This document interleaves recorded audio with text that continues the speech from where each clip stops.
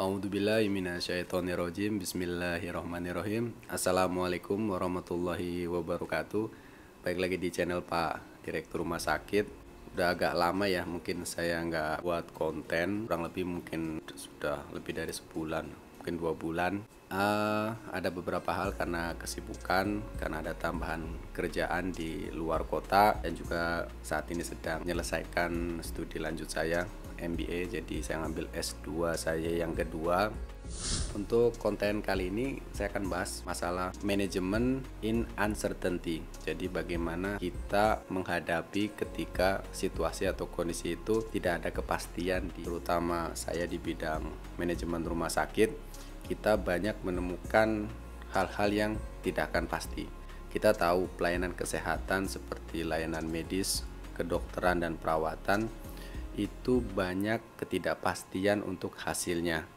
Jadi apakah hasilnya itu akan terjadi perbaikan atau terjadi keburukan? Banyak sekali faktor-faktornya yang berpengaruh di dalamnya. Jadi memang sangat tidak mungkin kita dapat menstandarisasi, kita dapat melakukan pendekatan-pendekatan di banyak hal untuk menghasilkan outcome yang kita harapkan. Tetapi pertanyaannya adalah bagaimana respon kita dalam menghadapi ketidakpastian tersebut.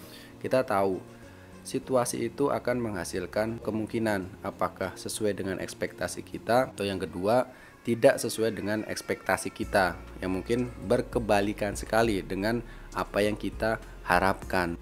Let's say misalkan di dalam sebuah kejadian atau di dalam sebuah peristiwa kita menghadapi dua kemungkinan. Kemungkinan A adalah dapat berjalan sesuai dengan apa yang kita planningkan, apa yang kita rencanakan. Yang kedua, B, itu akan menghasilkan kontra dengan apa yang kita planning atau rencanakan, atau mungkin tidak keduanya. Lalu bagaimana pendekatan dalam sebuah manajemen untuk keadaan yang tidak pasti? Saya mendapatkan atau belajar untuk keilmuan ini dari trading atau stock market, jual beli saham sebagai traders.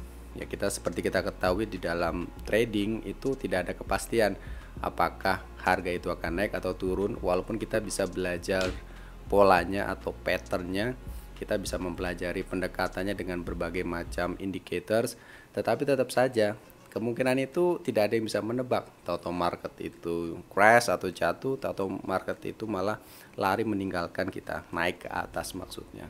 Di dalam pendekatan untuk manajemen di ketidakpastian ini, yang kita bisa lakukan adalah bukan pasrah ya. Kalau pasrah itu dalam semua hal, sudah pasrah lillahi ta'ala, apapun yang terjadi kita terima. Itu bagus, tetapi ya sama saja dengan gambler istilahnya. Ya sudah, apapun yang akan terjadi, biarkan berjalan seperti apa adanya. Tetapi itu bukan pendekatan manajemen yang baik. Pendekatan yang baik adalah kita membuat batasan dan batasan. Bukan tentang apakah kita akan salah atau apakah kita akan benar.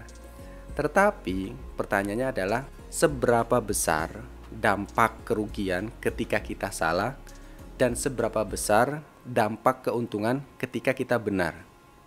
Jadi titik poinnya adalah bukan masalah salah atau benar, karena memang tidak ada keputusan yang akan benar-benar benar ataupun yang akan benar-benar salah. Jadi tidak ada. Pola konsep pikir kita harus dirubah. Seberapa besar kerugian yang akan kita terima ketika keputusan kita itu salah, dan seberapa banyak keuntungan yang kita dapat terima atau kita dapat raih ketika keputusan kita itu benar. Contoh konkretnya seperti ini.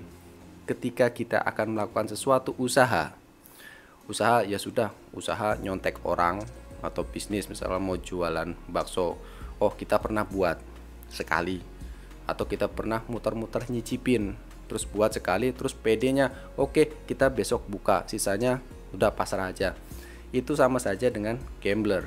Kita tidak mempersiapkan bagaimana kalau nggak laku, apa yang kita akan lakukan. Ya coba terus sampai nggak laku. Kalau misalkan itu berhasil usahanya, ya tentu lebih mudah, tinggal pertahankan dan teruskan. Yang kamu perlukan, yang kita perlukan adalah pagar kedua dari apa keputusan yang sudah kita ambil. Jadi bagaimana jika itu tidak jalan, dan bagaimana jika itu jalan. Itu sudah harus disiapkan. Jangan berhenti sampai tahap pertama. Tahap pertama oh ya sudah jalan saja, kemudian biarkan dengan apa adanya. Itu sangat tidak bagus. Memang akan lebih take time, memakan waktu, memakan pikiran, karena kita harus menyiapkan lapis kedua dari apa tindakan kita tersebut. Saya contohnya, ketika membuat suatu keputusan di rumah sakit, kita coba berpikir 2-3 langkah ke depan. Apakah keputusan ini akan merugikan sebagian pihak? Tentu saja. Oh, kerugiannya sebatas apa? Kemudian jika ini berjalan lancar, bagaimana keuntungannya? Oh, bisa dimaksimalkan sebagai satu titik yang lebih jauh daripada keuntungan yang sebenarnya.